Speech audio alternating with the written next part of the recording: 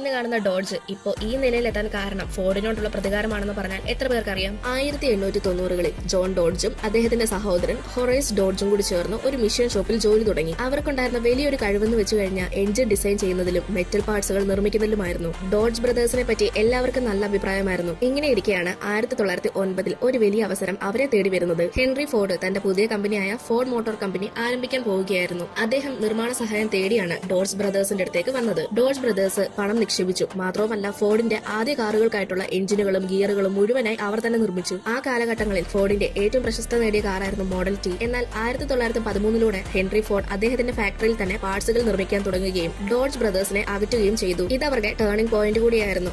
1914 അവർ സ്വന്തമായി dodge brothers motor company ആരംഭിച്ചു. അവരുടെ ലക്ഷ്യം ലളിതമായിരുന്നു: നല്ല ശക്തിയുള്ള കാറുകൾ പൊതുജനങ്ങൾക്കായി നിർമ്മിക്കുക. അങ്ങനെ അവരുടെ ആദ്യ കാറായ ഡോഡ്ജ് മോഡൽ 30 1914 പുറത്തിറങ്ങും. ഇത് ജനങ്ങൾക്കിടയിൽ പെട്ടെന്ന് പ്രശസ്ത നേടി. 1915 ഫോർഡിന്റെ ആ തീരുമാനം തിരിച്ചടിയായി മാറി. ഡോഡ്ജ് ബ്രദേഴ്സ് ഫോർഡിനെതിരെ കേസ് കൊടുത്തു. ഓഹരിധാരികളെ ലാഭത്തിൽ നിന്ന് മാറ്റാൻ ശ്രമിച്ചതായാണ് അന്ന് കേസ് കൊടുത്തത്. 1916 ഡോഡ്ജ് കേസ് ജയിച്ചു. അതിന്റെ പണം ഉപയോഗിച്ച് അവർ കമ്പനി മെച്ചപ്പെടുത്തി. 1920 രണ്ട് സഹോദരന്മാരും ഫ്ലൂ കാരണം മരണപ്പെട്ടു. എങ്കിലും അവരുടെ കമ്പനി അമേരിക്കൻ വാഹന ചരിത്രത്തിലെ വലിയൊരു കഥാപാത്രമായി തുടർന്നു നിന്നു.